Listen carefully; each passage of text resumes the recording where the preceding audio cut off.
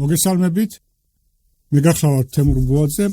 ვაგრძელებთ ლექციათა კურსს ქრისტიანული სოხელობის ძირითადი ელემენტები. დღევანდელი ლექციის თემაა მოდერნულობა და პოსტმოდერნულობა. ჩვენ ბოლო რამოდენიმე ლექცია ისტორიულად წარმოშობილ იდეოლოგიებზე საუბრობთ და მაშინ თქვით, რომ იდეოლოგიები თავისი ბუნებით არამეცნიერულია, მაგრამ ის ავტორიტეტის გასამტკიცებლად ეფუძნება მეცნიერულ თეორიებს, ეფუძნება ფილოსოფიურ მოძღვრებებს, ადრეარსეულ პოლიტიკურ პრაქტიკას და იყენებს მას შემდეგ თავისი იდეოლოგიური მიზნების განსახორციელებლად. თანამედროვე ეპოქაში უამრავი ახალი მეცნიერება წარმოიშვა, მე-20 საუკუნეში, რომელიც განვითარდა, წარმოიშვა ახალი ფილოსოფიური მიმართულებები, ამან გამოიწვია ის, რომ სოკოსავით გამოჩნდა სხვადასხვა იდეოლოგიები.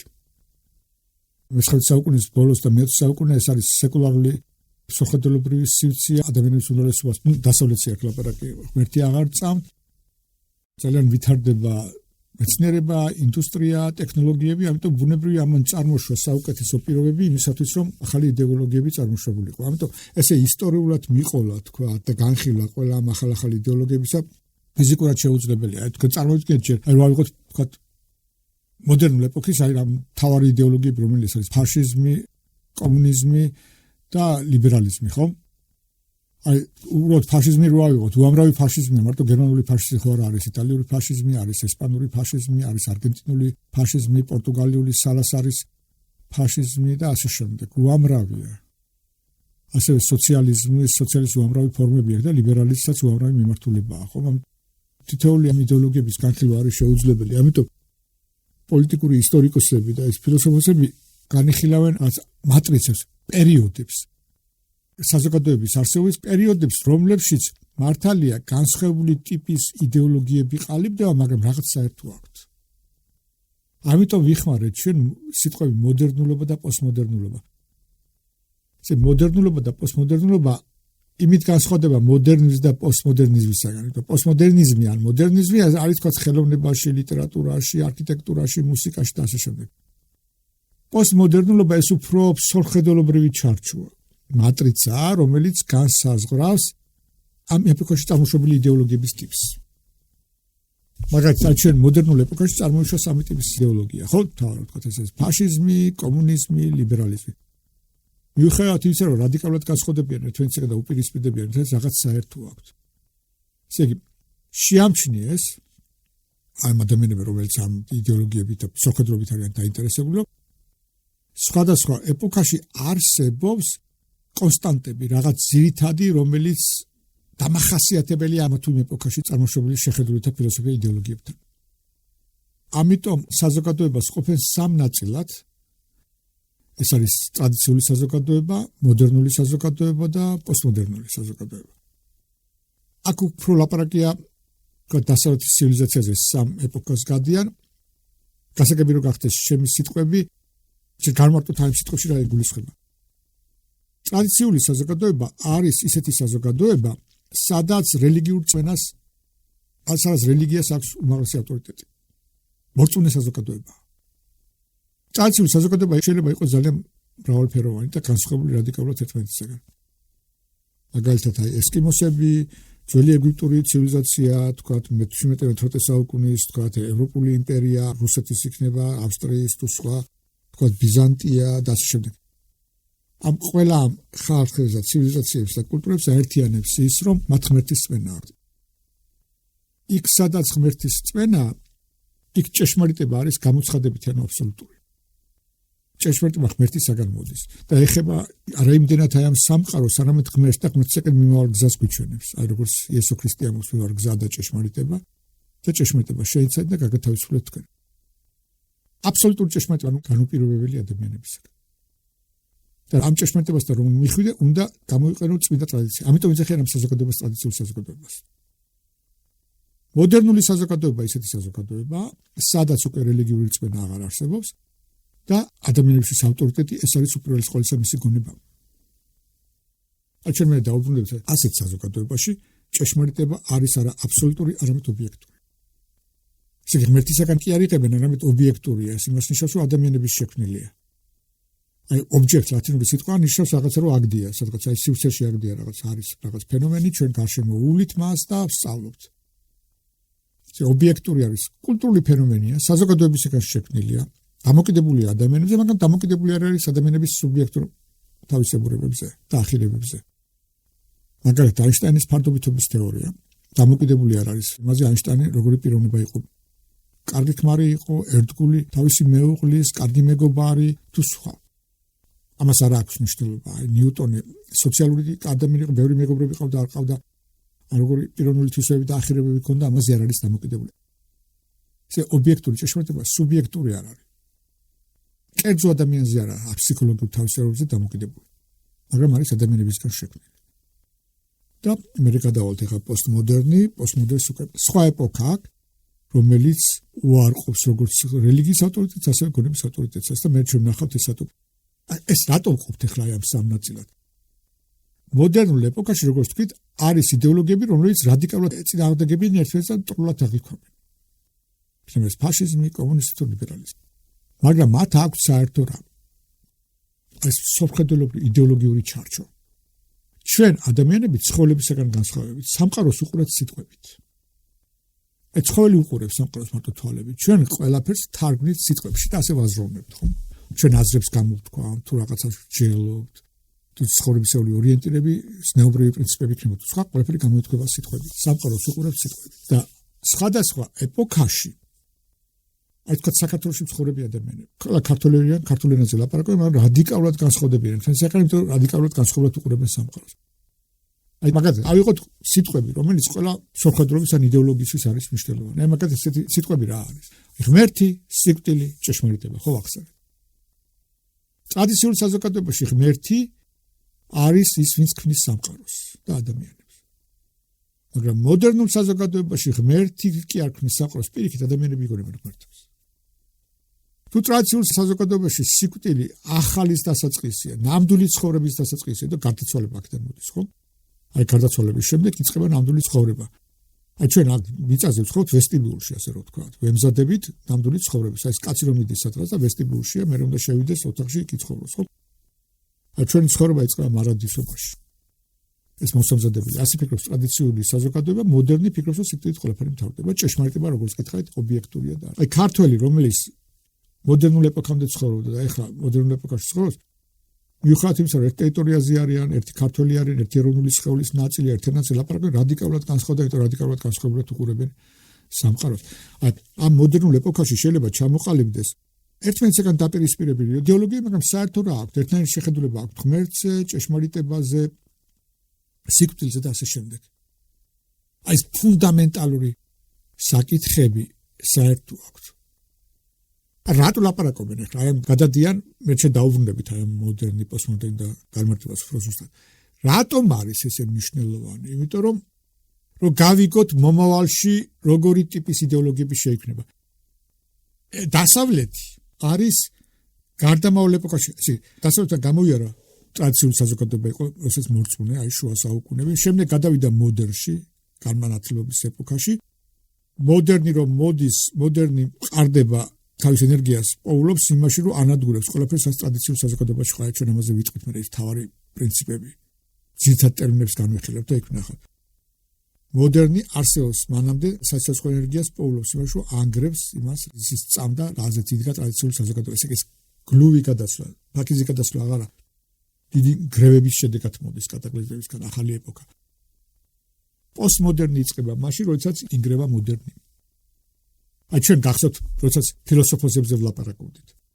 ვახსენეთ ნიცშე, ფროიდი და მარქსი. განსხვავებული რაღაცებზე ლაპარაკობდნენ. სამივეს რა ერთიანობდა? სამივე ლაპარაკობდნენ, რომ ადამიანების ცხოვრებას განაგებს არა გონება, არამედ ქვეცნობიერი. გონება ხმარდება იმას, რომ ქვეცნობიერიდან იმპულსი რაც მოდის, ეს ძალაუფლებისაკენ სწრაფვა იქნება, ლიბიდოს, თქვათ, სექსუალური ენერგია თუ სიხარბე თუ რა, იმას გადათარგმნის, თქვათ, და ქმნის თეორიულ ბაზას. ანუ პოსტმოდერნი დაიწყო მაშინ, როდესაც ეჭვი შეიტანეს არა მარტო ღმერთში, არამედ ადამიანის გონებაში. დაიბადა პოსტმოდერნი. და ეხლა ამბობენ, რომ აი დასავლეთი არის გარდამავალ ეპოქაში, ეს ყველაზე საინტერესო და ყველაზე რთული პროცესი, გარდამავალი მოდერნსა და პოსტმოდერნს შორის. თვითონ პოსტმოდერნი ნიშნავს თანამედროვეობის შემდგომი, ხო? ოქსიმერონია რა. თავის თავში წინააღმდეგობა შეიცავს, მაგრამ ამ ტერმინს რატო ხმარობენ? იმიტომ რომ იწყება ახალი ეპოქა. რომელიც ბოლომდე ჯერ არ დამდგარა, მაგრამ ჩვენ შეიძლება წინასწარ ვიცოდეთ როგორი ტიპის იდეოლოგიები მოვა. რა იქნება მისი ძირითადი დამახასიათებელი თვისებები. რამდენიმე მაინც. ეხლა ჯერ კიდევ უნდა ვთქვათ ესეთი რაღაც, სანამ დავიწყებდე ლექციას, რომ ეს როგორც გითხარით დასავლეთს ეხება, იმიტომ რომ ჯერ კიდევ არის ტრადიციული საზოგადოებები, ყველგან არ გადასვლა, აი მაგალითად მუსულმანები სადაც ცხოვრობენ. ისინი ჯერ კიდევ ტრადიციულ საზოგადოებაში არიან, იმიტომ რომ მათთვის თავარი არის ისლამი და ამყარებენ თავის ცხოვრების წესს, ფასეულობას, სულხედველობას, დაყარებენ სამყარებენ რწმენაზე. არის ისეთი თანამედროვე საზოგადოებები, რომლებიც ფიქრობენ, რომ პოსტმოდერნში გადასვლა არ არის აუცილებელი. და დარჩებიან მოდერნში. აი მაგალითად რუსები ლაპარაკობენ, რომ დუგინის ფილოსოფია ზუსტად მეოთხე მოდელი, რომელზეც წერს ძალაუფლების მეოთხე მოდელი, ევრაზიანიზმი და ესა, ამ თეორიებით სურს აჩვენოს, რომ რუსეთს სხვა გზა აქვს და იქ მოდერნი და პოსტმოდერნში არ გადავა. გერმანია და ევროპაშიც არის, აი ჰაბერმასი ძალიან ცნობილი ფილოსოფოსია, რომელიც ასევე ფიქრობს, რომ ევროპა შეიძლება დარჩეს მოდერნში და არ გადავიდეს პოსტმოდერნში, შეჩერდეს ეს პროცესი. სხვები ამბობენ, რომ ეს ფრანგები ლაპარაკობენ განსაკუთრებით, რომ ეს პროცესი გარდაუვალია. ამ გზას ყველა გაივლის. თვით მუსულმანებიც კი რომელიც ეწინააღმდეგებიან საშუალოდ. მე პირადად ვჯერა, რომ ეს ესე იქნება. იმიტომ რომ ეს გადასვლები, ეს არ არის თეორიული სპეკულაციების შედეგი, არამედ ადამიანის ბუნებაში დევს. ისიც თქმა მინდა. ჩვენთვის საინტერესოა ეს პოსტმოდერნი, იმიტომ რომ ადრე თუ გვიან ყველა საზოგადოება პოსტმოდერნში გადავა. რატომ? იმიტომ რომ ზუსტად ამას განსაზღვრავს ღრმა ანთროპოლოგიური ფაქტორები და არა წმინდა თეორიული და სპეკულატური. რაშია საქმე? ავიღოთ ტრადიციული საზოგადოება. ტრადიციული საზოგადოება, როგორაც არ უნდა განსხვავდებოდეს ერთმანეთისგან რელიგიები, ყველა რელიგიაში არის რაღაც აღძელვა. ყველა რელიგიას მოაქვს თავისი ცნებები, რომლის მორჩილებას ითხოვს. რელიგია როდის იწყება? იქ სთავაზობს ფასეულობებს ღმერთის სახელით და ამ ფასეულობების მსახურებას ითხოვს როგორ. იმისათვის რომ მას ემსახურო, უნდა დაიძლიოს ყველაზე ქვენა მისწრაფებები ადამიანში. ეს იქნება სიხარბე, მრუშობა, უსამართლობა, ბოროტება თუ ასე შემდეგ. ყველა რელიგია ადამიანს ზღუდავს. ეუბნება, რომ არ შეიძლება შენს ყველა სურვილს მისდიო, შენს ყველა ქვენა მისწრაფებებს. მაგრამ ადამიანს უყვარს ეს ქვენა მისწრაფებები, ხომ? და გადადის მოდერნში რატომ მიდის? იმიტომ რომ თითქოს გონების ავტორიტეტს აღიარებს. რატო აღიარებს ეს ადვილად? იმიტომ რომ გონების ვიდენობას ყოველთვის სიკეთე მოაქვს, მის რა თქმა უნდა არა. მაგრამ გონების ავტორიტეტი ურჩევნია, იმიტომ რომ გონება სინამდვილეში ემორჩილება ჩვენს გულს, ჩვენს სურვილებს, უბრალოდ ეძებს ის რაც ჩვენს სურვილები გვაქვს მისი განხორციელების გზებს. სინამდვილეში ჩვენ გონებას კი არ მივიზრდებთ, არამედ გონება მისდევს ჩვენ გულის ნადებს. როგორც პასკალი ამბობს, გონება ყოველთვის იქ მიდის, სადაც გული პაემანს დაუნიშნავს. აი ამიტომ ეხა მუსულმანური სამყარო ვთქვათ, მუსულმანები ყედავენ საერთო მტერს დასავლეთს და ამიტომ გაერთიანებული არიან, მაგრამ საკმარისია მათში შევიდა ეს კომფორტი, თავი იგრძნოთ დაცულად, მშვიდობით. ეს ადამიანის ბუნება ისინიც მოინდომებენ მოდერნულ ეპოქაში გადასეს ბუნებრივია. შემდეგ პოსტმოდერნში რატო გადადიან? იმიტომ რომ გონება ძალიან პრეტენზიულია. აი ჩვენ ნახეთ მე-20 საუკუნე რა იყო, ეს იყო პროექტები, ხომ, ფაშისტური მესამე რეიხის მეხუთე რასის გამოყვანა, რაღაც ახალი ტიპის ადამიანის კომუნისტური პროექტები, ლიბერალური პროექტი, როგორც პანაცია, რომ ყველა პრობლემა გადაიჭრება თავისუფალი ბაზარით, ლიბერალური ეს თავისთავად ძალიან კარგია. მე ამის წინააღმდეგ კი არ ვარ თავისუფალი ბაზარზე ლიბერალური დემოკრატიას, მაგრამ ასეთ პროექტებში მე ადამიანებს გული აუცრუათ. ნახეს რომ როდესაც ადამიანები ასე დააწყობენ ზოგად პროექტებს, სოციალური პოლიტიკური მოწყობის, ამას 60-ის მაგალითად ჯუჯუხეთი მოაქვს. ამიტომ პოსტმოდერნში გადასვლა ამ ლოგიკით ხდება. ადამიანი აღარ ენდობა დიდ სქემებს, ნარატივებს. აი პოსტმოდერნი ლაპარაკობს, როგორია ჭეშმარიტება? არ ენდობი არც გამოცხადებას, არც შენ გონებას. ყველა ადამიანს თავისი ჭეშმარიტება აქვს და ეს არის ადაპტაციის პროცესის შედეგი. ის რაც მუდმივია სამყაროში, ის რომ ყველაფერი ცვალებადია.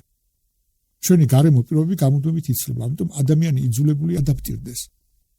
ამ ადაპტაციის პროცესში იღებს ინდივიდუალურ გამოცდილებას და ეს ინდივიდუალური გამოცდილება არის მისი ჭეშმარიტება. ამიტომ პოსტმოდერნი აღიარებს რელატივიზმია, ყველას თავისი ჭეშმარიტება. ის აღარ არის ობიექტური. ბევრი რაღაცითაა განპირობებული. განპირობებულია, თქვათ, სოციალური კონტექსტი, თქვათ, კულტურული გარემოთი, თვითცეცნობიერით და ასე შემდეგ. აი, პოსტმოდერნს უცხანარი ჭეშმარიტება, უცხანარი ორიენტირება აქვს. აი, ზუსტად ამაზე მინდა ვისაუბრო. ეხლა, ჩვენ რა ვთქვით აი ამ ლექციის დასაწყისში, რას გავუშვით ხაზი, რომ ადამიანები თავიანთ სულხედელობას აფუძნებენ მნიშვნელოვან სიტყვებს, კონცეპტებს. და და შევადაროთ. აი თქვა, როგორი იყო პოსტმოდერნის საზოგადოების სორხედელობა, მიუხედავად სხვადასხვა კულტურების განსხვავებისა, ფუნდამენტალური ელემენტები, კონსტანტები როგორია. მერე როგორ გარდაიქმნა ეს შეიცვალა მოდერნში და ახლა როგორ საიბადება პოსტმოდერნი, რა ემართება აი ამ ფასეულობებს, ძირითად იდეოლოგიურ პარადიგმებს პოსტმოდერნობაში გადასვლის დროს. და ეს დაგვეხმარება, როგორც გითხარით, წინასწარ გავჭვიტოთ მიახლოებით, როგორი იქნება ფასეულობები და იდეოლოგიები და სოხედელობა. ტრადიციულ საზოგადოებაში ჩვენ თქვით, რომ პირველი ჭეშმარიტება არის აბსოლუტური, ბუნებრივია. რატომ? იმიტომ რომ ჭეშმარიტება არის გამოცხადებული ღმერთისაგან და ის არ არის დამოკიდებული ადამიანზე, აბსოლუტურს ამას ნიშნავს, ესე ლათინური სიტყვა განუპირობებელია. დამოკიდებული არის ადამიანების კულტურაზე, ცივილიზაციაზე, ეპოქაზე და ასე შემდეგ. აბსოლუტურია. ეს ჭეშმარიტება ეხება არა სამყაროს, ფიზიკურ სამყაროს, არამედ ღმერთს და მისკენ მიმავალ გზას გვიჩვენებს. კიდე ქრისტიანობა იყო, კიდე პლატონსაც ესია. პლატონი ეძახის, რომ ჭეშმარიტება და ცოდნა არის ფილოსოფია, არ მხოლოდ ისაც იდეებს მიემართება. დედამიწას ასეხება მხოლოდ შეხედულებები, ეს გავრცელებული აზრია. როგორც გითხარით, მაშინ ციტატა, რომ იესო ქრისტე ლაპარაკობს, რომ მე ვარ გზა და ჭეშმარიტება და ანუ რა, ჭეშმარიტება არის ღმერთი და მისკენ მიმავალ გზას გიჩვენებს. ჭეშმარიტების ფუნქცია რა არის, რომ გაანთავისუფლოს ადამიანი მიწიერი მიჯაჭვულობისაგან და მოამზადოს ღმერთთან შესახვედრად. ეს ყველა ტრადიციულ საზოგადოებაში ესეა. იესო ქრისტე ლაპარაკობს, რომ ღმერთი არის სული და ჭეშმარიტება და მას თაყვანს უნდა ცებდეს ჭეშმარიტებაში. ეს აბსოლუტური ჭეშმარიტება არ გამორიცხავს მეცნიერულ ჭეშმარიტებას, ესეცაა. უფრო გეხმარება, ლუისი ამბობს, რომ მე მომწამსო ქრისტიანობის, როგორც ზის ამოსვლის. არა იმიტომ რომ ზეს ხედავ ამოსულს, არამედ ზემაძლევს საშუალებას ყველაფერი დავინახო. ხო, ესეა აბსოლუტური ჭეშმარიტება, გეხმარება უფრო სწორად დაინახო მიწიერი ჭეშმარიტება ნიც. მაგრამ ჭეშმარიტების ბუნება ესეთია, როგორც გითხარით, აბსოლუტური. შემდეგი თვისება რა არის ტრადიციულ საზოგადოებაში? რაკი ყველაფერი ღმერთისაგან მოდის, ამბობენ, რომ ყველაფერს სტრუქტურას სულიერი აძლევს. არისტოტელე ლაპარაკობს ისეთ რაღაცას. ადამიანი რომ დაიბადება, თქვათ, იზრდება ხის აკვანში, მერე წამოიზრდება ზის ხის სკამზე, ხის მაგიდასთან, ძინავს ხის ლოგინში, მოგზაურობს. ხის ეტლით დაცურავს, ხისგან აგებულ ხომალდით აშენებს. ყველგან არის ვული, ანუ ხეს ეძახის. აი ბატერიას, აქედან მოდის სიტყვა ეს ვულე, რომელიც არის ბერძნულად მატერიას აღნიშნავს. მაგრამ ესენი განსხვავდებიან თავისი ფორმით, ანუ იდეით, რომელიც მოდის ზემოდან. რეალობას განსაზღვრავს საწყისი აი ეს იდეა, ეიდოს, სხვადასხვა ფილოსოფოსები სხვადასხვა მოიხსენიებენ, ქრისტიანები ეძახიან ლოგოს, პლატონი ეძახის იდეას, არისტოტელე ეძახის ფორმას თუ სხვას. ისე სამყაროში რეალობას განსაზღვრავს სულ იდეა უპირველეს ყოვლისა, რომელიც ფორმას აძლევს მატერიას. ცოდნა როგორია? ცოდნა არის ორი. ერთი საკრალური და მეორე პროფანული ტრადიციულ საზოგადოებაში. და ისინი საკრალურ ცოდნას ანიჭებენ უფრო დიდ უპირატესობას და ეს ორი საკრალური და პროფანული ცოდნა ერთმანეთს არ გამორიცხავს. გახსოვთ ჩვენ წინა ლექციაზე ვილაპარაკეთ ორმაგ კაუზალობაზე, ვერტიკალურზე და ჰორიზონტალურზე. ვერტიკალური კაუზალობა ეს არის ყველაფერი ღმერთის შექმნილია. საკრალური ცოდნა არის ეს ცოდნა, სადაც ყველგან ღმერთის ნებას ეძიებს და ხედავს. და პროფანული ცოდნა ეს არის ესეთი ცოდნა, რომელიც სამყაროში არსებულ ყველა მოვლენას ხსნის მიწიერი კანონებისგან, ეს რომელიც ღმერთისაგან არ შექმნილი. ეს ღმერთის უარყოფა კი არა, პროფანული ცოდნა. ღმერთის არსებობას კი არ უარყოფს, არამედ ის ეხსნის სამყაროს ფენომენებს, რომ არ ახსენებს ღმერთს და ღმერთის ნებას. ამაზე ჩვენ ვილაპარაკეთ სიენტიზმის დროს, ხომ? აი ორმაგი კაუზალობის, ორმაგი მიზეზშედეგობრიობის პრინციპი. და ტრადიციულ საზოგადოებაში როგორაა, ადამიანები ჯერ სწავლობენ, იღებენ რაღაც პროფანულ ცოდნას, აი თქვა ორიგენეს სკოლა თუ სხვა. იქაც ადამიანებში რა სწავლიან პროფანულ ცოდნას, სამყარო როგორია და შემდეგ ინიციაციის ასაკში, ან მომწიფების ასაკში, ან როცა კარგად დაეუფლებიან საერო მეცნიერებას, მერე იწყებენ სასულიერო განათლებას. აი ორიგენეს სკოლა ცნობილი იყო, ხომ? ან შუა საუკუნეებში. როგორი იყო, ჯერ განათლებას იღებდნენ, თქვა საერო განათლებას სწავლობდნენ მუსიკას, მათემატიკას, რიტორიკას, კვადრიუმ ტრიუმირუა, ლოგიკას და შემდეგ როდესაც გაიწაფებოდნენ ამაში, შემდეგ იწყებდნენ წმინდა თეოლოგიურ საგანს, დედოფალი იყო მეცნიერებისა თეოლოგია, თქვა წმინდა წერილის განმარტება, რელიგია და ასე შემდეგ. ასევე თუ ჩვენ მივიდივართ წყალებში ლაპარაკობ ვერულ საზოგადოებებში, იქ ჯერ პატარა ბავშვს სანამ ინიციაციის რიტუალს გავლის. ინიციაცია ეს არის მომენტი, როდესაც ადამიანი გადის, თქვა, აი ხდება ტომის ნამდვილი წევრი, გამოზრდილია, ხო? მანამდე უჩვეულებრივია სწავლობს ბუნებას, მცენარე როგორ იზრდება, ცხოველებს როგორ მოუაროს, თუ რაღაც ესე. გარეგან სამყაროზე ცოდნას და შემდეგ უკვე უყვებიან მითებს და მათ განმარტებას. ინიციაციის შემდეგ. ესე იგი აფასებენ უფრო ეს სისტემაა განათლების ჯერ პროფანული ცოდნა და შემდეგ საკრალური ცოდნა. ენა როგორია ტრადიციულ საზოგადოებაში? ტრადიციულ საზოგადოების ენა არის სიმბოლური. რატომ?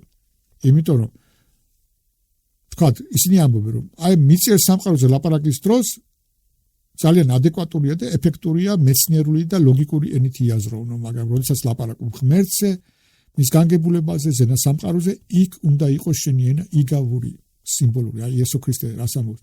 რას ამსგავსო სასუფეველი ცათაი, ხო? ელაპარაკება რატო? ან როდესაც პლატონი ძალიან მნიშვნელოვან თემებს ეხება, მუზევს მოუხმოს და იწყებს იგავებით ლაპარაკს. აი გამოქვაბულის იგავი იქნება თუ გემის იგავი იქნება თუ სხვა. ძალიან მნიშვნელოვან თემებზე იწყებს სიმბოლური ენით ლაპარაკს. რატომ? იმიტომ რომ ის რაც უმაღლეს რეალობას ეკუთვნის, სეციურ რეალობას, მისი განმარტება ჩვენი სიტყვებით არის შეუძლებელი, არ ვიცით, ამიტომ სიმბოლურად უნდა მიანიშნო, ენა არის სიმბოლური. ახლა საზოგადოება როგორია? ტრადიციულ საზოგადოებაში ყველა საზოგადოება არის იერარქიული. ახლა იერარქიული ჩვენთან ძალიან ცუდად აღიქმება, მაგრამ რატომ არის ტრადიციულ საზოგადოებაში იერარქიული? ჩვენ მე გითხარით, რომ ჭეშმარიტება არის გამოცხადებითი ღმერთისაგან მოდის, ადამიანებისგან კი არა.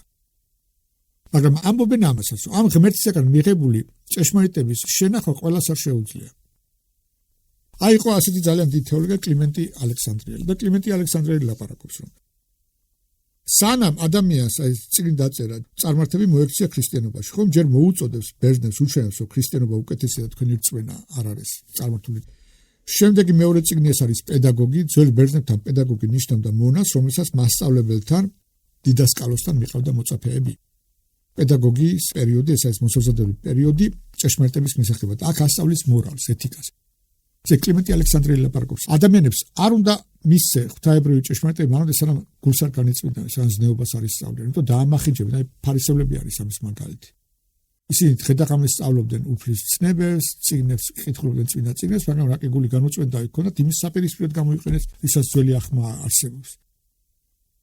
ძველი ახმა დაწერილი იყო მესიის მისაღებად და იმის მაგალითად რომ იესო ქრისტე მიეღოთ ენახათ მასში მესია ამ ძველი ახმის ტექსტებზე ჟურზე დაყრდნობით ჯვარსაცვესის.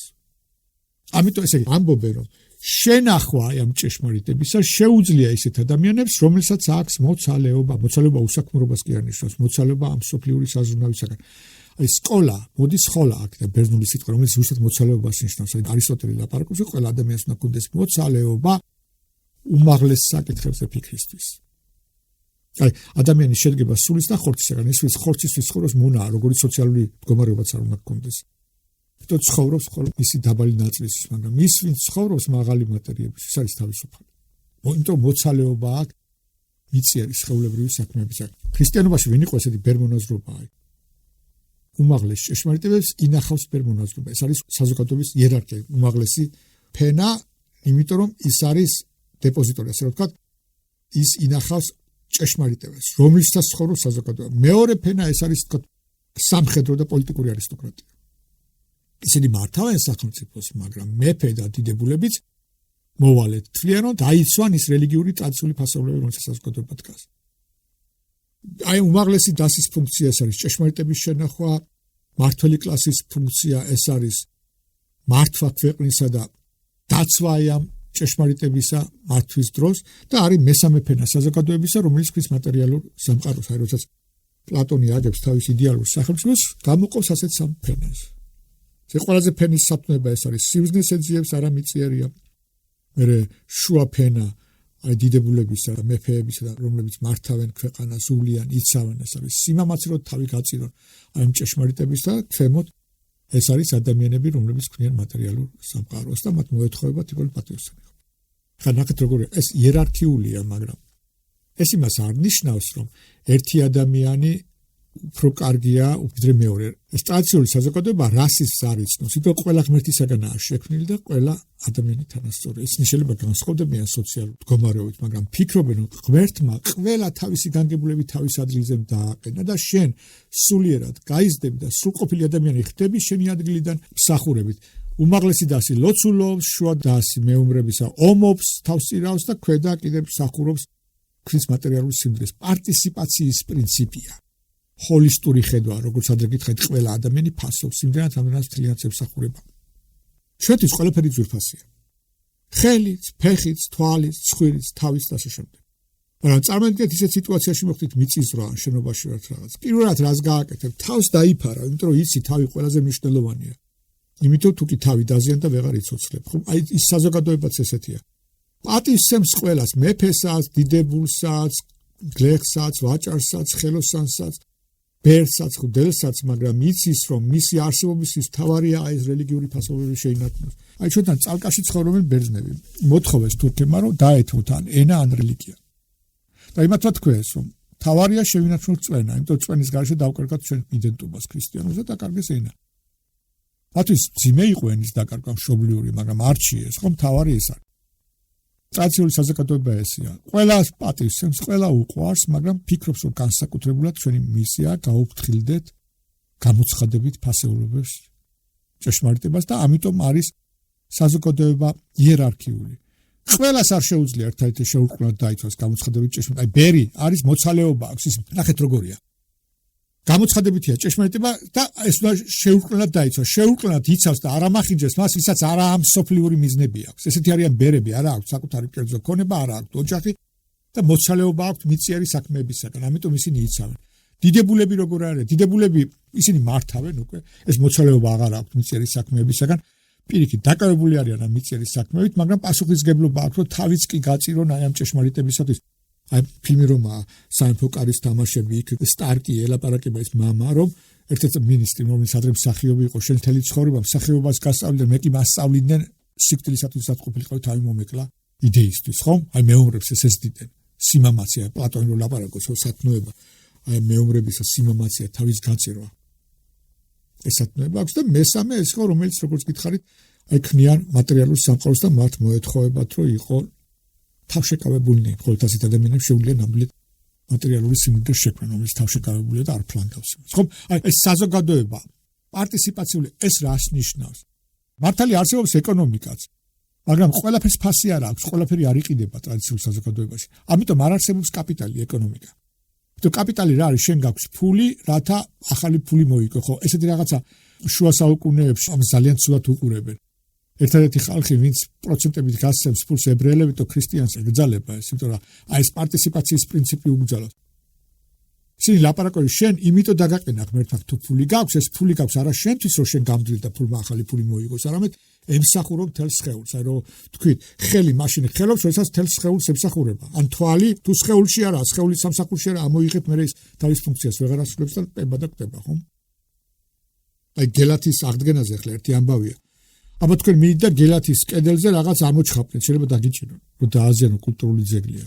იმიტომ ხომ ეს ქვა ძვირფასი თუ გელათს ეკუთვნის, მაგრამ თუ კი რესტავრატორები გადაწყვეტენ რომ რომელიღაცა ქვა შეცვალონ, აი ამოიღონ ერთი ქვა და ჩადგან ახალი, იმიტომ ეს დაზიანებულია თქვა ძალიან და ის ქვა გადააგდონ სადღაც ეზოს გარეთ. მე იმ ქვას რაც კიდე ისქენი, არაფერი ღირებულება არ აქვს, იმიტომ ტაძრის გარეთაა. აი ზუსტად ტრადიციული საზოგადოება ესე უყურებს, ყველა ძვირფასია, მაგრამ ძვირფასია იმდენად რომ სახურებაში ღმერთმა ყველა დაადგინა თავის ადგილზე და შენ ვითარდები როგორც პიროვნება, როდესაც მთლიანს ემსახურები.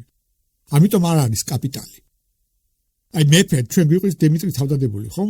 ეს მათთვის ბუნებრივი იყო. პატრონყმობა, როდესაც ღმერთმა დამაყენა მეფეთ არა, იმიტომ რომ სხვაზე ვიბატონო და სხვაზე ვეუფროსო, არამედ სახურად, როგორც მამა არის, სახური თავისი ოჯახისთვის, ემსახურება მას და მოვალია თავი გაწიროს და იზრუნოს, ასე უყურებდნენ მას. ეხლა ყველა მეფე შეიძლება ესეთი არ იყო, მაგრამ იდეალი ესეთია. შენ ცხოვრობ არა შენთვის, შენი ეგოისტური, ინდივიდუალური მიზნებისთვის, რომელიც თქვა აი რენესანსის ეპოქაში დაიბადა მე თანამედროვე ეპოქაში, არამედ ცხოვრობ ჰოლისტური ხედვა გაქვს მთელი ორგანიზმისათვის. ეხლა ხელოვნება როგორია? ხელოვნება არის კათარსისი, ანუ ხელოვნების ფუნქცია არ არის გართობა. აი არისტოტელეს ლაპარაკობს, რომ ხელოვნების ფუნქცია კათარსისი, განწმენდა ადამიანისა. აი ანტიკური ეპოქის ხელოვნება როგორია? იდეალურ ადამიანზე ლაპარაკობს, ელაპარაკება ადამიანს, ასეთი უნდა იყოს. ქრისტიანული ხელოვნება როგორია? გულის განწმენდა, ფსალმუნება იქნება, გალობა იქნება. ქრისტიანობა კონცენტრირებული ადამიანის გულზე, სიწმინდეზე, ხელოვნებას ეს ფუნქცია აქვს. ლაპარაკობს წმინდანებზე, ლაპარაკობს გმირებზე, ბერძნები ლაპარაკობენ ფილოსოფოსებზე და ასე შემდეგ. იდეალური ადამიანი და კათარსისის ფუნქცია. დრო როგორია? დრო არის ციკლური. აი ბერძნებთან ხო დრო ციკლურია, სპირალურია, მეორდება ყველაფერი. ქრისტიანობაში ციკლურია, ამასაც ვიტყვით, რატომ არის ეს? ტრადიციულ საზოგადოებაში წამს, რომ ისტორიას განაგებს ღვთაებრივი პრინციპები, რომელიც უცვლელია. აი წარმოიდგინეთ რაღაცა. ჭერზე, რომელიც რაღაც ფიქსირებული წერტილზე ჩამოკიდეთ ძაფი და ამ ძაფზე იყოს რაღაც ბურთი დაკიდებული და ხელი კარით ამ ბურთს როგორ დაიწყეს მოძრაობას? წრეზე, ხო? აი ისტორიასაც ეს ეხებავენ. რაკი ისტორიას განაგებს უცვალებელი მეტაისტორიული პრინციპები, უცვალებელი ღვთაებრივი ისტორია არის რაღაც წრებრუნვას გავს უბრუნდება. რაკი ქრისტიანობაც ასე ფიქრობს, რომ ისტორია ღვთის გაგებულება განაგებს ღმერთი ერევა, ამიტომ ქრისტიანული დროც წრიულია. აი ნახეთ, ქრისტიანული ისტორია როგორია. ღმერთმა შექმნა ადამიანი, ადამიანი შექმნა, თქო, სამოთხეში ცხოვრების, მაგრამ დაეცა ადამიანი, დაშორდა ღმერთს. მერე ღმერთი განკაცდა, ჯვარს ეცვა და დააბრუნებს ისტორიის ბოლოს მოხდება ეს ხატონი და მერე დააბრუნდება საზოგადოება სათასასწორში, ხო? ნუ მართლებ. ეს სამოთხიდან გამოდევნის დააბრუნებს უკან. აი ეს ერთი წრე. ამავე დროს ამ წლის დროს ხდება აი ციკლურია, მეორდება ეს წრები, როგორა? ღმერთმა შექმნა სამყარო, ძალიან გაირყვნენ, ჩაერია ღმერთი. წარწმუნდა ეს ცოდვილები და გამოირჩია ნოე და ნოესგან ააგო ახალი საზოგადოება მიყავს ღმერთისაგან. მერე ნოეს შთამომავლები გამრავლდნენ, ისე დაიწყეს გადაგვარება, პოლითეიზმის გასვლა და უამრავ ღმერთს ცემენ თაყვანს. აი შემდეგ ღმერთმა გამოირჩია აბრაამი და აბრაამისგან ააგო ახალი საზოგადოება ისრაელი, რომელსაც მონოთეისტები არიან, ერთი ჭეშმარიტი ღმერთი წამს, ხო? მაგრამ შემდეგ ებრაელებმა დაიწყეს გაყრა, მიბაძეს აი მის გაშონხობ წარმართებს, უცხო ღმერთები შემოიყვანეს, ამიტომ ღმერთი უგზავნის მას წინასწარმეტყველებს, მაგრამ კლავენ ამ წინასწარმეტყველებს და ბოლოს მოხდება ეროვნული და ნაციონალური კატასტროფა, უზარმაზარი იერუსალიმის დამხობა, მაგრამ ღმერთი ქმნის ახალ ისრაელს, ეს არის ქრისტიანობა და ეკლესია, ხო? მაგრამ მე ისტორიის ბოლოს მოხდება, რომ აი ეს ქრისტიანობაც გაირყვნება, მე რომ მოვალო, ნახავ კი მორწმუნესო, ხო? ზეკაც ისე რომ მოვალო და ბოლოს მოხდება აი ეს აპოკალიფსი და ყველაფერი დასრულდება აი აპოკალიფსით და მე მართლების შევლენით სათასასწორში. აი ხედავთ, ქრისტიანობის ისტორია წრიულია. აი სადაც ტრადიციულ საზოგადოებაში დრო არის სპირალური, წრიული. ხელოვნება კიდევ იმეორებ არის. სიმბოლური ხელოვნებას ფუნქცია აქვს გაწმენდისა, ეკონომიკა და საზოგადოება ეს არის პარტიციპაციის პრინციპი და სამყაროს განაგებს ფორმირებას აძლევს იდეა, ღვთაებრივი იდეა და ლოგოსები და სიკვდილი არის დასაწყისი ახალი ცხოვრების. ახლა გადავიდეთ მოდერნზე. მოდერნის პათოსი ეს არის დაანგრიოს ყველაფერი, რასაც ტრადიციული საზოგადოება სამდა. ამაში პოულობს თავის ენერგიას, ცხოვრების სეულს და აზროვნების საზღვრს. ჭეშმარიტება შეცვალა იმით, რომ მისი ავტორიტეტი გახდა არა ღმერთი, არამედ გონება და გონების ყველაზე ავტორიტეტული გამოვლინება ეს არის მეცნიერება და არსებობს მეცნიერების კულტი და აქვს პრეტენზია, რომ მეცნიერება ქმნის სწავლობს ჭეშმარიტებას. აი როგორც თქვით, ხო? ობიექტური ჭეშმარიტება. ცოდნას კი არ გაძლევს მეცნიერება, არამედ ობიექტურ ჭეშმარიტებას. ასახავს სამყაროს ობიექტურად, ადამიანური მიკერძოებლებისგან დამოუკიდებლად. ეხლა რაკი ღმერთი არ წამს ამ იდეალიზმის ელემენტები აღარა. სამყაროს განაგებს არა ზემოდან წამოსული ლოგოსები და იდეები, რომელიც ღმერთისაგან მოდის, არამედ ყველაფერი არის მატერიის შედეგი, თვითორგანიზების. ამიტომაა ფიზიკა ეძებს ელემენტარულ ნაწილაკებს, ქიმია ეძებს ქიმიის ელემენტებს, ხო? ანუ პატარა აგურები, რომლისაგან ეს სამყარო შენდება, ხო, იმიტომ ყველაფერი მატერიისაგან შედგება, მატერიის თვითორგანიზების შედეგია სამყაროში რაც არსებობს. ამიტომ ყველა მეცნიერება ეძებს აი ამ ფუნდამენტალურ ელემენტებს, რომლისგანაც ყველაფერი, ზემოდან წამოსული სული, ან ღვთაებრივი იდეა კი არა წესრიგებს ყველაფერს, არამედ ყველაფერი არის თვით წესრიგდება აი ქვემოდან აი ამ საწყისი აგურებისგან, ხო, როგორც სახლი შედება აგურისგან. ამიტომ ლაპარაკობენ აი ეს მეცნიერება ეძებს ელემენტარულ ნაწილაკებს, ატომებს, თქო, ქიმიურ ელემენტებს და საზოგადოებაში იღება ინდივიდუმს. ინდივიდი არის ლათინურად ნიშნავს იმას, რასაც ატომი ორივე განუყოფელი. ესე რა არის საზოგადოებაში რაც კი ხდება, ყველაფერი არის შედეგი რისი? აი ინდივიდუალური ადამიანების შეთანხმების და მათი თანაცხოვრების შედეგად. ამიტომ მოდერნის დროს საზოგადოება უკვე აღარ არის იერარქიული. აი ისინი რას ლაპარაკობენ? თუ კი ყველაფერი იქნება ადამიანებისაგან, მაშინ როგორ უნდა იცხოვროს ამ ადამიანებმა? იერარქიულად არა, იერარქიულად რატომ უნდა იცხოვროს და ეს გამოცხადებით ჭეშმარიტება მისი შენახვის აუცილებლობა აღარ არსებობს. საზოგადოების ცხოვრების პრინციპები რაზე უნდა დაფუძნდეს? დემოკრატიას. ესეთი ლოგიკა აქვს. თუ კი ყველაფერი ღმერთისაგან კი არ მოდის, მოდის თვითონ ადამიანები ქმნიან, მაშინ ლოგიკა იცვლება. როცა ყველაფერს ღმერთი ქმნის, ღმერთი მიუჩენს ადამიანებს თავის ადგილს და ადამიანი მაშინ ხდება პიროვნება, როდესაც სხვას ემსახურება, ხო? აი ტრადიციული საზოგადოების ლოგიკა, მოდერნული საზოგადოების ლოგიკა სხვა არის. თუ კი ყველაფერი ელემენტები ცალკეული ინდივიდუუმებისგან შედგება, მაშინ პრინციპი რა უნდა იყოს, არასხის იმსახურება, რა ჩემი კერძო ინტერესების დაცვა, აი კიდე ინდივიდუალიზმის ასე მოვიდა, კერძო საკუთრება. მე მინდა ისეთი საზოგადოება, სადაც ჩემი ინტერესები იქნება მაქსიმალურად გათვალისწინებული. დემოკრატია ხო კომპრომისების პრაქტიკაა პოლიტიკური. ანუ რა, არსებობს სხვადასხვა ინტერესები და ამ ინტერესების ხდება კომპრომისული შეთანხმება. ეს არის დემოკრატია, უმრავლესობის პრინციპი. დემოკრატია არ ეძებს ჭეშმარიტებას, უკვე არ აინტერესებს სული უკტავია, ღმერთი არსებობს, არ არსებობს, არამედ გელაპარაკება, თუ კი შენ გინდა რომ საზოგადოება იცხოვროს ჰარმონიულად, შეეცადე მაქსიმალურად გაითვალისწინო ყველა ამ ადამიანების კერძო ინტერესები. ეს არის დემოკრატია. ესე იგი, შემოვიდა დემოკრატიის კულტი. ეხლა, რა კი ზემოდან არ მოდის, იდეები არ განაგებს ამ სამყაროს, ზემოდან ფორმები, ყველაფერი არის მატერიალისტური, ანუ რეალისტური.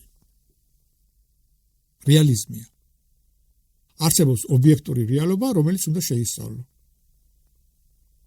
ეხლა ეკონომიკა როგორია? დაიბადა კაპიტალიზმი. რატომ? იმიტომ რომ სახელმწიფოს ფუნქციაა უკვე არა მთლიანი სხეულის დაცვა, არამედ ინდივიდუალური ადამიანის ინტერესების დაცვა. ეს ლიბერალიზმი ხო ეს მოდერნული ეპოქის ყველაზე გავრცელებული თეორია არის ლიბერალიზმი, რომელიც იცავს კერძო ადამიანის უფლებებს. სოციალიზმის ასე იცავს, ხო ადამიანის უფლებებს როგორც სხვანაირი ხედვა აქვს. ორიენტირებულია ინდივიდუალური ინტერესების დაცვაზე. უბრალოდ სხვადასხვანაირად ხედავენ ამ დაცვის მექანიზმებს. ერთი თავისუფალი ბაზარით, მეორე ქონებრივი თანასწორობით დაშვებით. ამან გააჩინა აი კაპიტალიც, ხო? თუ მე მაქვს ფული, ჩემი ინდივიდუალური კერძო ინტერესებია, ეს ფული გავზარდო და კაპიტალი ამას იცავს, მე მაქვს რაღაც ქონება, საწყისი და ჩემი მიზანია გავზარდო ჩემი პირადი ქონება. და შექმნეს თეორია, აი ადამ სმითის თეორია და აი რანტიც რო ახსენეთ. ძალიან კარგია რომ ინდივიდუალური ადამიანი თუ ის კანონებს არ არღვევს და მისდევს ეგოისტურად თავისი კერძო ინტერესების აღშლებას, უნდა არ უნდა საზოგადოებისთვის მოაქვს იკეთება. აი თავისუფალი ბაზარის ფილოსოფია ესა რა, აი ბიზნესმენი მდირდება, ქირაობს თანამშრომლებს, მე მათ აძლევს ხელფასი, იქიდან მიდის ქვეყნის ბიუჯეტი ივსება და ქვეყანა აი ამ ბიუჯეტით აშენებს გზებს, სკოლებს, აი ეს არის ეგ. და ისინი ლაპარაკობენ. უხილავი ხელის პრინციპი თავისუფალ ბაზარში. თუ შენს ინდივიდუალურ ინტერესებს იცავს, ამას საბოლოოდ მოაქვს იკეთე მთელი საზოგადოებისთვის. ესე იერარქიული აღარაა საზოგადოება, საზოგადოება არის დემოკრატიული. ხელოვნება როგორია? ხელოვნება არის უკვე რეალისტური. იმიტომ რომ რა კი ღმერთი არ წამთ და გონებაა გაბატონებული, გონებას უბრალოდ ინტერესი აქვს შეისწავლოს ყველაფერი რაც არის და რეალიზმი. აი მოდერნული ეპოქის ხელოვნებას აინტერესებს არა გმირები, არა წმინდანები, არამედ ყველა მეძავი, ქურდი, მკვლელი, ფსიქიური ავადმყოფი და ასე შემდეგ. აბსოლუტურად რეალიზმი ამას ნიშნავს. ასახე სარკისებულად სამყარო როგორია. დრო როგორია? დრო არის უკვე სპირალური კი არა, არის სფირი, იმიტომ რომ იმ საზოგადოებაში სადაც ღმერთი აღარ წამს, შემოდის ახალი ღვთაება, სუროგატული რელიგია, ეს არის პროგრესის რელიგია. ანუ ადამიანებს წამს, რომ რას დრო გადის, ყველაფერი უმჯობესდება, მოდის პროგრესია. ამიტომ ადამიანები ქმნიან ახალ რაღაცას, ეს ახალი კარგია. ჩვენ ეპოქაში რა რომელია ყველაზე პოპულარული სიტყვები? მოდა, აპდეიტი, აპგრეიდი. ანუ რას ნიშნავს ეს? რომ რას დრო გადის, უფრო და უფრო ახალია და შენ აპდეიტებით, აპგრეიდებით მოდით, აუმჯობესებ ყველაფერს, რაც წინ მივდივართ, ყველაფერი უკეთეს და უკეთესი ხდება. ეს არის წმენა. ეს არ არის მეცნიერული ფაქტი. იმიტომ რომ ჩვენ წინ მივდივართ. არ მივდივართ წინ. ტექნოლოგია მიდის, მეცნიერება ვითარდება, მაგრამ ჩვენი ცხოვრება ამით არ უმჯობესდება. ეხლა უფრო საშიშია სამყარო ვიდრე ადრე. აი განვითარდა ძალიან მედიცინა და შეიძლება ორგანოების გადანერგვა. აი ისეთი დრო მოდის, რომ შეიძლება ბავშვი და ვერანი ქუჩაში თავისუფლად ვერ გავშვა. რატომ? იმიტომ რომ შეიძლება დაიჭირონ და დაიწყონ მისი ორგანოებით ვაჭრობა. ეხლა ყველა ლაპარაკობს განგაშტეხავს და ომების დროს ასეთი პრაქტიკა მიმდინარეობს. აი ჩინეთშიც არის ბევრი ბავშვი, რომელიც აიფონების გამო თაგვდება, რომ ოპერაცია გაეკეთოს, თითქმის ამოიჭრას. ეს ძალიან სერიოზული პრობლემაა. და ყველაფრის კონტროლი არ შეიძლება. რატო ხდება ესე? იმიტომ წარმოვიდგინეთ თქვენ მილიარდელი, რომელიც სვამს ვისკს და დაიზიანა თავისი თითქმის. ან გული აქვს სულად. შეეცდება, რომ ორგანოების გადანერგვის შედეგად გაიხანძლოს მისი სიცხე და ვინ გაძლევთ თქვენ გარანტიას, რომ ის კანონიერად მოიქცევა და კანონს არ დაარღვევს. აი, ადრე ბოროტები ყოველთვის არსებობდა, მაგრამ არ ქონდა რომელიმე ბოროტს შეშლის შესაძლებლობა დაეჭირა ხელი, თქვათ, ბირთვული იარაღს და ნახევარი პლანეტა ჰაერში აეწია, ხო? უამრავი ადამიანი მოეკლა იქ ჰიროსიმა, ნაგასაკი და ხა ბირთვული იარაღი როაფერთხეს, ეხლა უკვე შესაძლებელია. პროგრესს როცა უყურებენ, ლაპარაკობენ ციფრებზე, მაგრამ ამ ციფრების უკან შეიძლება იდგეს ეკოლოგიური კატასტროფები. აი, მაგალითად, მარგანეცის თუ რაღაცის მოპოვება უნდა, მთელი რაჭა შეიძლება ამის გამო დაანგრიოთ, მე ციფრებზე იტყვი, რომ აი მარგანეცის მოპოვება გაიზარდა. თქვათ, ისევ ლაპარაკობ, მაგრამ ამის უკან დგას ეკოლოგიური კატასტროფა, ხომ? და ძალიან ბევრი მეცნიერი ლაპარაკობს, რომ ქიმიკატებს რომ იყენებენ, სასუქებს და რაღაცებს, ეს საშუალოდ ანადგურებს მიწას. და მალე ის აღარ ივარგებს, თქვათ, რომ აი სოფლის მეურნეობის პროდუქტების მოსაყვანად. აი ეს პროგრესის, აი ამ ციფრების უკან სულაც არ ნიშნავს ეს, რომ ჩვენი ცხოვრება ხდება უფრო დაცული და ჩვენ ხდებით უფრო ბედნიერები. და ცირდება ბოროტება და იზრდება ჰარმონია. რას დრო გადის, უფრო და უფრო კონფლიქტურია სამყარო, ასე არ არის, ჩვენ ხედავთ ამას. იმიტომ რომ ადრე როცა ასეთი კომუნიკაციის საშუალებები არ იყო და ბიზნესიც არ იყო ესე ეკონომიკა ასე გადაჯაჭვული, მაშინ ადამიანების ცხოვრება არ იყვნენ ერთმანეთზე ასე დამოკიდებული, თქვათ ასე გეოგრაფიით, ხო? ეხლა ნებისმიერი პატარა სახელმწიფოს დიდება ერთნაირადაა ჩართული ერთ საერთო გეოპოლიტიკურ კონტექსტში და ერთი ქვეყნის პრობლემა ყველას ეხება. კიდევ გეუბნებით, პროგრესი ეს არის ახალი რელიგია, რწმენა იმისა, რაც დრო გადის, ყველაფერი კარგად იქნება, მაგრამ ჩვენ ქრისტიანობისგან ხო ვიცით, რომ ეს ესე არაა. ქრისტიანობა ლაპარაკობს კეთილ უწყებას, ევანგელიონ ამასე, მაგრამ ეს არის კეთილი უწყება ინდივიდუალური ადამიანების და არა საზოგადოების პირიქით საზოგადოებას ისტორიის ბოლოს ემუქრება კატასტროფა, აი ეცი როგორც ლაპარაკობს. ადამიანებს ბოლოს ელოდებათ სლოკუნი, ყველაფერი სლოკუნით დამთავრდება. იმიტომ ამ პროგრესის რელიგია ეს ერთ-ერთი მოდერნული მითია. ეხლა პოსტმოდერნი როგორ დაიბადა, როგორც გითხარი. მოდერნა იყო, მოდერნა რომ რაღაც დაანგრია ყველაფერი, რასაც ტრადიციული საზოგადოება ეფუძნებოდა. მერე მოდერნმა თავისი ჭამა დაიწყო. რატომ მოხდა ეს? აი მოდერნის ფილოსოფოსი ერთით რომელსაც იწყებს აი ამ ეპოქას არის დეკარტი. დეკარტმა გამოაცხადა, რომ ყველაზე დიდი ინტელექტუალური სათნოება ეს არის ეჭვი. ან რაციონალური გონების პრინციპია. ყველაფერში ეჭვი უნდა შეიტანო. არაფერი არ დაიჯერო გადამოწმების გარეშე. არ მეცნიერული მეთოდით გადაამოწმო, ან რაციონალური მშენებლობით. ეს არის სული მოდერნისა, ხო? აი ჩამოაყალიბა დეკარტმა ეჭვი შეიტანა ყველაფერში. მაგრამ თუ კი ყველაფერში ეჭვი შეგაქვს გონებას თავის თავშიც. და ამისი მაგალითები უამრავი ქონდა, სოციალური პროექტები, რომელსაც 60-ის მაგალითად ჯოჯოხეთი მოიტანა. მე ადამიანები ჩვენ აი ნახოთ ეს ეჭვის ფილოსოფია რო გაჩნდა, ხომ? რომლებიც ლაპარაკობენ, რომ ადამიანის ცხოვრებას არ განაგებს გონება. ეს ჩვენ თავისუფლება გვჭირდება ამისა, იმიტომ რომ ლაპარაკობთ ერთმანეთს იდეებს უზიარებთ, მაგრამ ძალიან ორგანიზებულია აგერ ჭიანჭველები და ფურტკრები, მაგრამ ისინი არ შეთანხმებულან, ხო, ადამიანის ცხოვრებაც ესეთია. აი გონების კომპეტენციაში შეიტანეს და როგორც გითხარით, დაიბადა რელატივისტური გაგება ჭეშმარიტებისა. ყველას თავისი ჭეშმარიტება აქვს, რომელიც განპირობებულია უამრავი რაღაც კერძო ადამიანის ქვეცნობიერი, სოციოკულტურული კონტექსტი, სოციალური კონტექსტის და ასე შემდეგ. და ეს სხვადასხვა ჭეშმარიტებები შეიძლება შევიდეთ კონფლიქტში. ეს ერთი. მერე შეიტანეს პოსტმოდერნმა შეიტანა ეჭვი მეცნიერების ავტორიტეტში, რომელიც თავარი იყო მოდერნის დროს. გახსოვთ წინა ლექციაზე სიენტიზმზე რომ ლაპარაკობთ, მაშინ თქვით, რომ აი პოპერი და კუნი და სხვა დიდი მეცნიერების ფილოსოფოსები ისინი ასამბობენ და ინსტრუმენტალიზმი, რომელიც პოაკარე ჩამოაყალიბა კიდევ. მეცნიერების მოვალეობა არ არის ჭეშმარიტების პოვნა, მეცნიერება გვაძლევს ჭკვიანურ მოდელებს, რომელიც გვეხმარება კარგად გამოვთვალოთ და ვიწინასწარმეტყველოთ ექსპერიმენტის შედეგებით.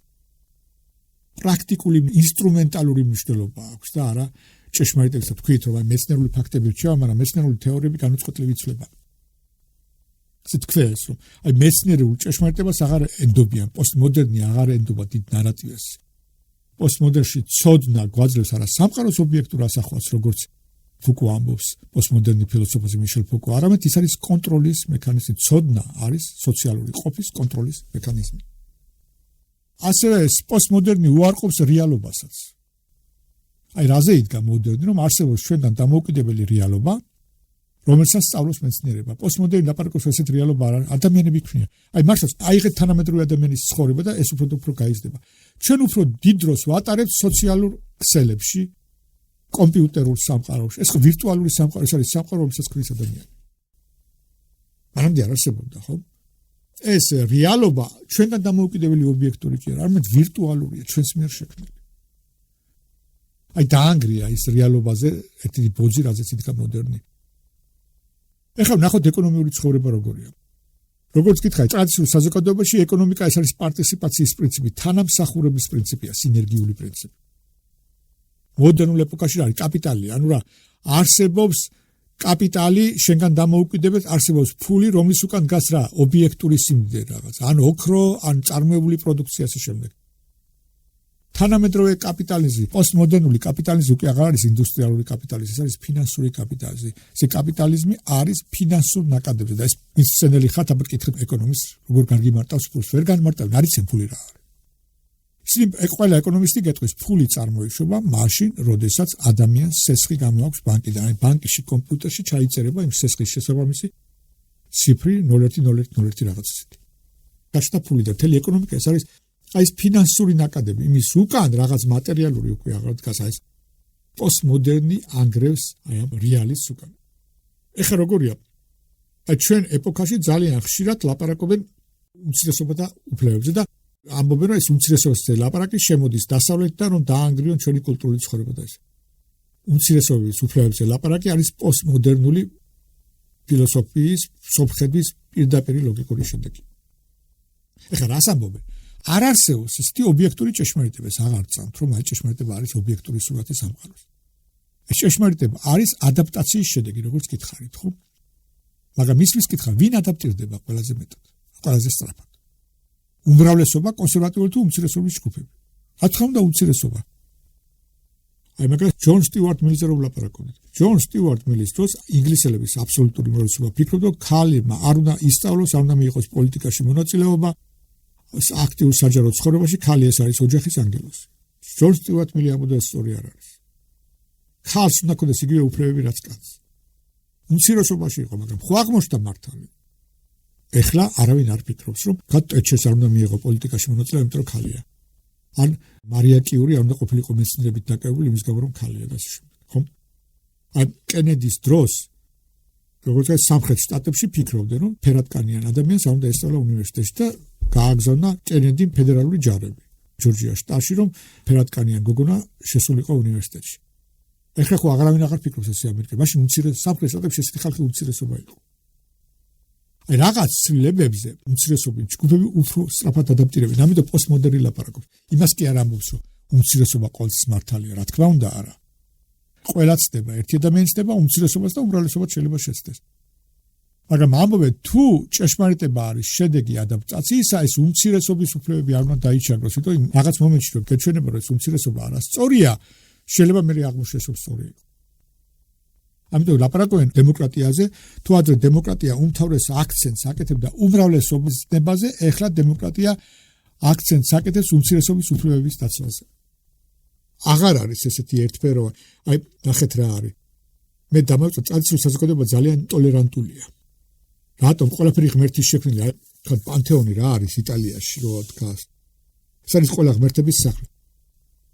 რომი რო იპყრობდა სხვა ხალხებს, ცემდა მათ კულტურას პატივს. გადასახადებს ითხოვდა მათგან და პოლიტიკურ ლოიალობას და იქაურ კულტურას, ცივილიზაციას, თქვა კულტურას, მართლობის ფორმას არ წვიდა. ებრაელები დაყრდნობილი ყავდათ რომაელებს, არც რელიგიას უცვლიდნენ და არც ცხოვრების წესს არ უცვლიდნენ. უბრალოდ მოითხოვდნენ ლოიალობას მათგან. რატომ? იმიტომ რომ ტრადიციულ საზოგადოებაში ეს ყველაფერი ღმერთის შექმნილი და ყველაფერი ძვირფასია. ყველაფერი ღმერთის სიბრძნის გამოვლინებაა. მოდერნი სულ ლაპარაკობს ტოლერანტობაზე და მულტიკულტურალიზმზე, მაგრამ არ არის ესეთი, იმიტომ რომ თვითონ მოდერნს არ აქვს ასეთ შინაგანი ბუნება. აი სამი ის ნახეთ ჩვენ, სამი მოდელი იყო, როშევა, სტალინისა და ჩეიუ და ყველგან ამყარებდა ბოლშევიკურ წყობილებას და ფიქრობდა სხვა არასწორია და ყველას ვინც ასე არ ფიქრობდა შიდა. ჰიტლერიც სადაც შედიოდა ყველგან დაძდებდა ებრაელებს და ფაშისტურ სახელმწიფოს სტრუქტურას ამყარებდა. ლიბერალები სადაც შედიან ითხოვენ რომ ყველგან უნდა იყოს ლიბერალური დემოკრატია.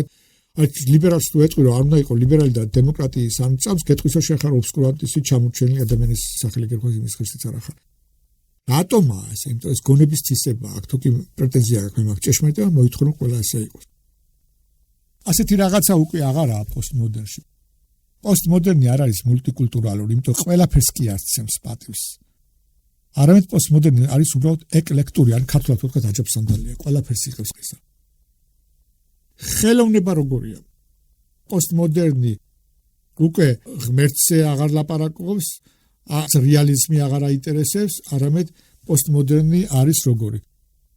თანამედროვე ეპოქაში როგორი ხელოვნებაა ძალიან პოპულარული. რა ვიღოთ თქვათ, ფილმები. ესეთი ყველაზე პოპულარული სერიალი რომელია?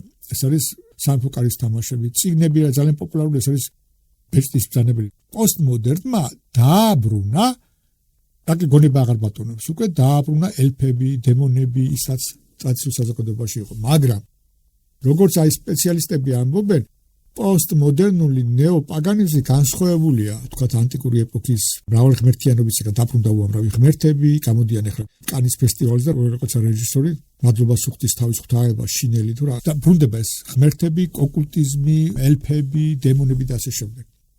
მაგრამ განსხვავება ის არის, რომ ტრადიციულ საზოგადოებაში თვითწარმართვაც ლოგოსული იყო, იმიტომ რომ ყვალი იყო მასში ლოგოსისა, ისინი წარმართობა ღმერთს ელოდებოდა ერთ ღმერთს. თანამედროვე ეპოქა კიდე პირიქით ეს არის ლოგოსის მოკლებული ყოველგვარ წესრიგ ერთიან მონოთეისტურ წენას მოკლებული ქაოსია, ქაოტურია ძალიან. პოსტმოდერნის პრინციპი ეს როგორც ვთქვათ ეკლექტურობა და ქაოტურობა. და ეს ხელოვნებასაც დაამშნია კვარ, მე იმას კი არ ვამცირებ, უბრალოდ გელაპარაკებ სტილი როგორი. აი, ტარანტინოს ხშირად ეკითხებიან, თქვენ ფილმებში რატომ არ არის ერთიანი სიუჟეტი? ფრაქტალურია. იმიტომ რომ ცხოვრება არის ესეთი პასუხობს. თქვენ დილით რო ადგებით, თქვენი მიზანი არის რაღაც იდეა და ფილოსოფიურ ამ პრინციპს ემსახუროთ მთელი დღე. თქვენი ცხოვრება არის სიტუაციური. მთელი დღის განმავლობაში ხვდებით სხვადასხვა სიტუაციაში და ამ სიტუაციის მიხედვით რეაგირებთ. და აი ჩემი ხელოვნებაც ესეთია. ესე იგი უარყოფენ სიუჟეტს, თქვათ, რომ აუცილებელია წყობრის სიუჟეტი, ცელი ნარატივი, ესეთი რაღაცა პოსტმოდერნს აღარ აქვს. და ხელოვნება არის ასევე აბსტრაქტულიც. რატომაა აბსტრაქტული? იმიტომ რომ როგორც გითხარით, თქვათ, ანტიკური რელიგია ორიენტირებული იყო ადამიანის გონებაზე, რომ გონებაში დაენახათ რა არის იდეალური ადამიანი. შუა საუკუნეების ლიტერატურა, თქვათ, ქრისტიანული ორიენტირებული იყო გულზე. თანამედროვე ხელოვნება ორიენტირებულია ქვეცნობიერზე, იმიტომ პოსტმოდერნი ცნობს ქვეცნობიერს, როგორც გითხარით, ნიჩე, მარქსი იქნება თუ ფროიდი იქნება, ის ლაპარაკობს, რომ ადამიანს განაგებს თავარია ქვეცნობიერი და ქვეცნობიერის გაშიფრის ენა აბსტრაქცია. ამიტომაა თანამედროვე ხელოვნება ავანგარდისტული და აბსტრაქტული. პრინციპი რა არის კიდევ? აი ირაციონალიზმის პრინციპია. აი ავიღოთ მაგალითად სამაგალოთ მალევიჩის შავი კვადრატი. შეიძლება დასვაგებთ, რატომ დახატა მალევიჩმა შავი კვადრატი? მალევიჩი ამის უკან თავის ფილოსოფია დგას. ეგ მალევიჩი ლაპარაკობს, თუ კი ჩვენ ცხოვრებას ქვეცნობიერი განაგებს, ხელოვნება უნდა გამოხატავდეს აი ამ ქვეცნობიერს. ანუ შეუნდა შექმნა ესეთი ხელოვნების ნაწარმოები, რასაც არ შექმნიდა არც ღმერთი და არც ადამიანი თავისი გონებით. ღმერთი არ შექმნის თქვათ შავ კვადრატს, უბრალოდ ერთი ფერი შავი ფერი, მას ხერხს არაფერში ჭირდება, უღაზრობა, არც ადამიანი რაციონალური გონებით ამას არ შექმნის. ამიტომ ამის უკან ახლა ნახეთ რა არის. ბევრი ქრისტიანი ავტორი ლაპარაკობს, ეს არც ისეთი უწყინარი რამაა, იმიტომ რომ ქვეცნობიერის მიდევნება არც ისე უსაფრთხოა. ქრისტიანული სწავლება რა არის, რომ ქვეცნობიერი წარმოიშვა ადამიანური ბუნების დაცემულობის შედეგად, ანუ ჩვენში წარმოიშვა ნებები, რომელსაც გონება ვერ აკონტროლებს და ეს არის ირაციონალური და წარმოიშვა ქვეცნობიერი. სოდის დაცემის შედეგია. იესო ქრისტეში არ იყო ქვეცნობიერი და ადამიანში და ევაში დაცემამდე, იმიტომ რომ ყველაფერი გაცოჩვერო ლაპარაკობთ. ადრე წინა ლექციებში ვახსენე, რომ სულის სამშედგენილობაზე ვლაპარაკობთ, სანამ ცოდვით დაეცემოდა ადამიანი, სულის ნებელობითი და აპეტიტური ნაწილი მთლიანად ემორჩილებოდა გონებას. რაკი ყველაფერს გონება აკონტროლებდა, ამიტომ ქვეცნობიერი არ იყო. ყველა ნება და ნებელობა ემორჩილებოდა ადამიანის გონებას, სანამ დაეცემოდა. აი დაცემის შემდეგ წარმოიშვა ქვეცნობიერი. და წინამები რასავენ, ჩვენი გაუკონტროლებელი ირაციონალური იმპულსების უკან დგას დაცემული ძალები. აი შემთხვევით მალევიჩი ეს ყველა მეცის, რომ ოკულტიზმით იყო დაკავებული, ეს არ არის უბრალოდ ინსპირაცია, შავი კვადრატი და ასე შემდეგ. ეხლა შეიძლება ისეთი ფრაზა ვთქვა, რომელიც თქვა ბევრს არ მოეწონოს, მაგრამ პოსტმოდერნი თავისი ეკლექტურობით და ცნობილი ამორფულობით და ასევე მიდრეკილება აი დემონურობისადმი რაღაცა აზრით. ეს შემთხვევითი არ არის, რომ აი პოსტმოდერნის ეპოქაში ძალიან წამოიწია წინ აი ოკულტიზმით დაინტერესება, მას ძალიან ბუნებრივი და ლოგიკურია. ლაპარაკობენ ამერიკაში არის უამრავი ოკულტური საზოგადოება, კლუბები, ცელდება ეს მაგიური და ეს ლიტერატურა ძალიან, ტელევიზიები და ასე შემდეგ. ეხლა როგორ მინდა დავამთავრო ჩემი ლექცია, ამიტომ მინდა მოვიყვანო მაგალითი, რომელსაც აი გენონი იყენებს ხშირად. აი როგორ უნდა დაახასიათოს ეს სამი ეპოქა. ტრადიციული საზოგადოება ეს არის ისეთი ადამიანი, წარმოგიდგენთ ოჯახი, რომელიც იზრდება ტრადიციულ ფასეულობებს. ოჯახის მამა, დედა ეს ძალიან ტრადიციული კულტურული ოჯახია, მისდევს ტრადიციებს. შემდეგ შვილი გალოცდა. ცხოვრების წესი შეიცვალა. უკვე აღარ წამს და აღარ ემორჩილება ტრადიციულ ფასეულობებს, რომელსაც მის ოჯახში იყო. მართალია, დეგრადირება განიცადა, მაგრამ ახსოვს ის ფასეულობები, რასაც ოჯახში ისმენდა, რაღაც კულტურა გამოყვა. და წარმოგიდგენთ ახლა ამ ლოთს შეეძინა თავისი შვილი, რომელიც ასევე ლოთია. დეგრადირებული აქვს სრულად ცხოვრება, მაგრამ საერთოდ წარმოდგენა აღარ აქვს იმ ფასეულობებზე, რომელიც მამას უბრალოდ ახსოვს. აი პოსტმოდერნი რაღაც ესეთია. ას გულისხმობს ახლა. აი წარმოდგენთ მე-18 საუკუნის დიდი მწერლები, რომელიც არ იყვნენ მორწმუნე, მაგრამ მათში შენარჩუნებული იყო ის ზნეობრივი ორიენტირები, რომელიც იყო ტრადიციულ საზოგადოებაში. დიდი მწერლები რო აიყოთ, ბალზაკი, თქო ჰიუგო თუ სხვა, აი ისინი აღარ არიან უკვე რელიგიური ხალხი, მაგრამ აი სიკეთის და ბროტების მათი გაგება არ განსხვავდება თქვა აი ტრადიციული საზოგადოებისაგან. მართალია, განმანათლებლობა უარყო წმინდა წერილის ავტორიტეტი, მაგრამ აშკარად არ დაპირისპირებია ზნეობას, რომელსაც წმინდა წერილში. უარყო აბსოლუტური ავტორიტეტი მათი, მაგრამ ზნეობა ქრისტიანული ზნეობის წინააღმდეგ არ წასულა განმანათლებლობა. მაგრამ პოსტმოდერნი რელატივიზმია, ამიტომ უარყოფს ყველანაირ აი ტრადიციულ ზნეობრივ ფასეულობებს და სპობს მკვეთრ განსხვავებას, არ თუ სიკეთის და ბროტებას, არამედ ჭეშმარიტებას და სიცრუეს შორის. ამიტომ ზოგიერთი კონსერვატორი მოაზროვნე ფიქრობს, რომ აი ამ ეპოქაში, პოსტმოდერნის ეპოქაში, როდესაც აღარ წამს ადამიანებს რაღაც ღმერთის და აღარც გონების, განსაკუთრებით ადამიანის გონებასაც აღარ ენდობიან, ერთადერთი გამოსავალი ამ კრიზისიდან არის დაბრუნება ტრადიციული ფასეულობებისადმი. აი კონსერვატორები, მოაზროვნეები ამაზე ლაპარაკობენ. დიდი მადლობა ყურადღებისთვის. მომავალ შეხვედრამდე.